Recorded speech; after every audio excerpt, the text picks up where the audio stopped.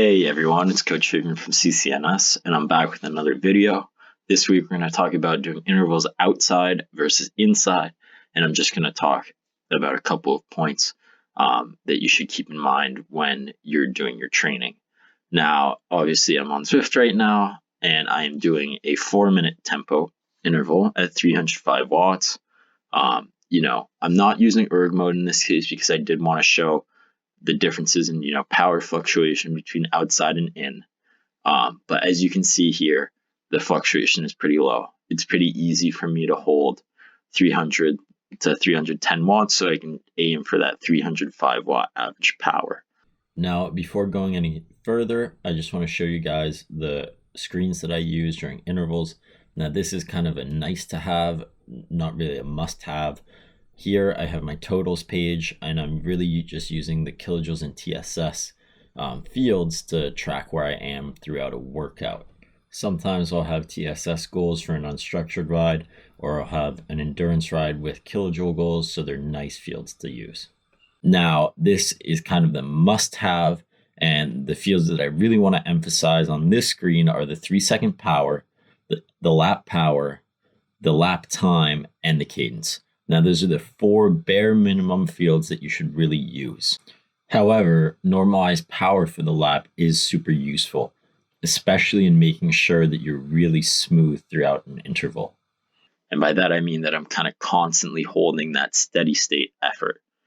And this is particularly useful when we get outside, because as you'll see here, compared to Zwift, my power is fluctuating way more. And that's just because of the nature of the road. I'm going up, down, the grade's constantly changing, etc. However, when I have those 2 data fields on my Garmin that I can kind of look at, it's really helpful.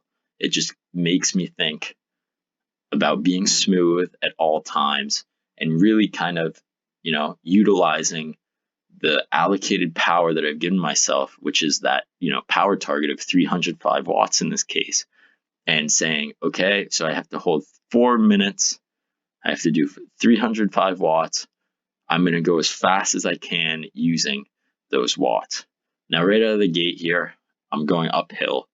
And I'm just slowly bringing my speed down because the road's getting steeper. Now, the key thing about doing intervals outside is holding yourself back at the base of hills. It's okay that your power fluctuates. In my case, it's obviously doing that as well. But I'm really controlling my speed, controlling my power, making sure I'm looking at that lap average so that over the top, I can maintain that same wattage. I'm really smooth, and I can get back up to speed really quickly. Now, when you compare your lap normalized power and your lap average power in these situations, you'll really be able to tell how smooth you're being. By the end of each interval, my goal is really for those to be within 1 watt, especially in those, kind of steady state LT and tempo efforts. As you can see here, I still have plenty left over the top of the hill. I'm dropping down and my speed's coming up quite quickly. So just quickly jumping over to training peaks so I can show you guys the difference between that outside and inside interval. This one is on Zwift in London, and here's my 4-minute effort at 305 watts. Now, I did an average power of 304 and a normalized power of 305, which is right on the money of what I wanted to do, which is not so surprising because I was on Zwift in a controlled environment. But that lap power really helped me out in that situation. Now, jumping over to the outside interval here, we have my 4-minute. So in this case, I did do a little bit more. I did 309 average, and I had a normalized power of 311. Now I'm okay with the 309 average because it's in my kind of tempo / high tempo zone of 85 to 90%. So I was kind of in the money there. And most importantly, I can see that I was really smooth because my average power and normalized power are only separated by 2 watts.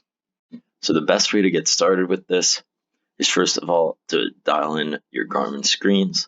I would say that you definitely want to have lap power, lap normalized power, your lap time, as well as your 3-second power all on one screen, so you can constantly refer to it throughout an interval.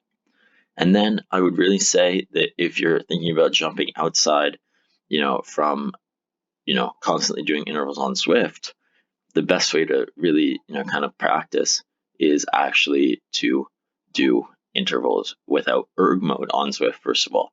It'll kind of give you a small introduction to that fluctuation in power and holding those same watts. So with that, I hope you guys enjoyed. I hope this was helpful. And, I'll see you guys out on the road. And yeah, hope you guys have a good week.